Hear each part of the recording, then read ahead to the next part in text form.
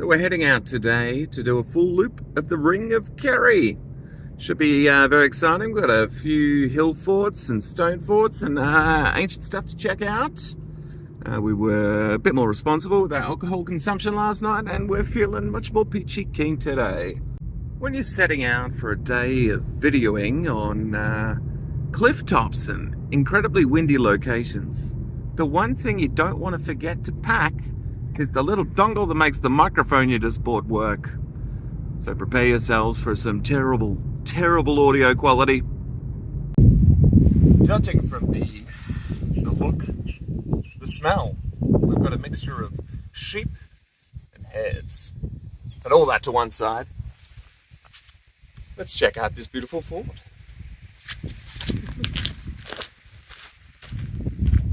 Well, we've made it to Stag Fort, which is a stunning example of a pre-Christian hill fort that would date to the early AD. We don't have a precise date for it just yet, but it's very peaceful, very zen.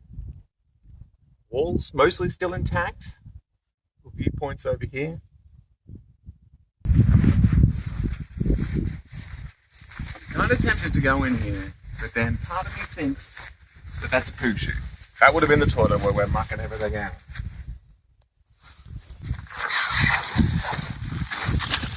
Holy jolly. This is claustrophobic.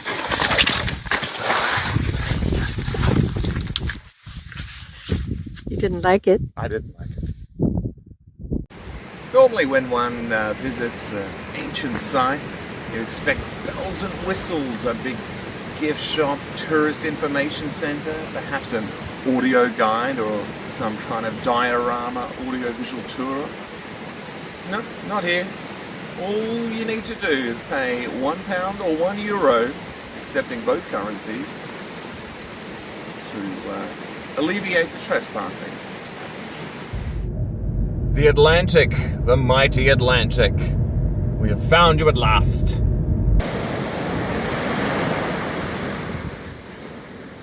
Should have brought my togs. Stunning beach, great little cove. Might have to come back on the 4 days of the year where the sun actually shines.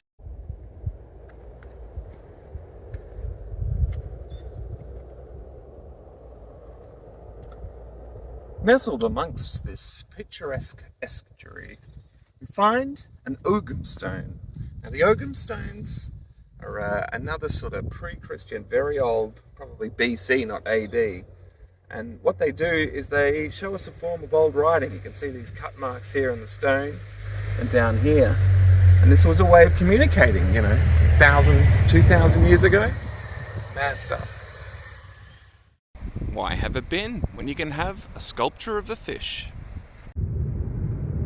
A familiar landscape as we find ourselves in the sort of southwest corner of Kerry, looking much like the Mountains of Mourne up in the north, nearer where we live.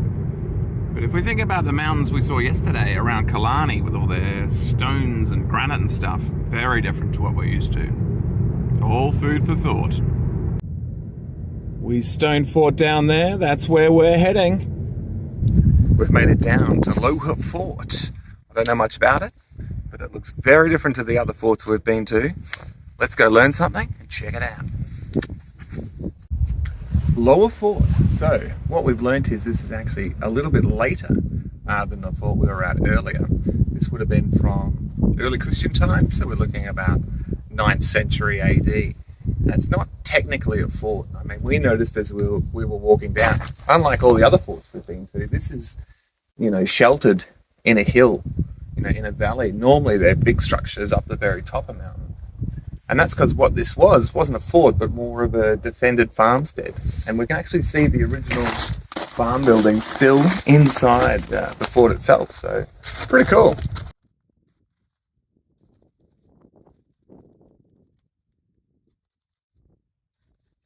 Now, if we look closely, we can actually see the construction technique of not only the inner structures, but the outer fort itself. So you can see you've got the big stones, the big pavers on the outside, and then you just fill the middle up with smaller, medium-sized rocks.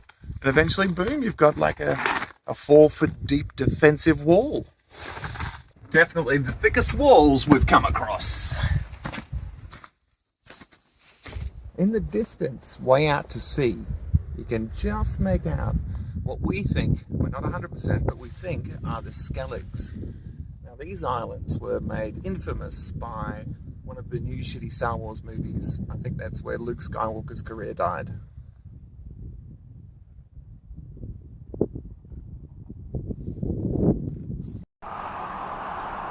The weather gods are just teasing us now.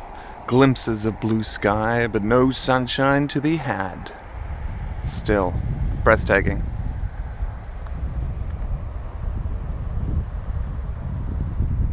There's a car coming, so. There's a car coming, so. There's a car coming, so.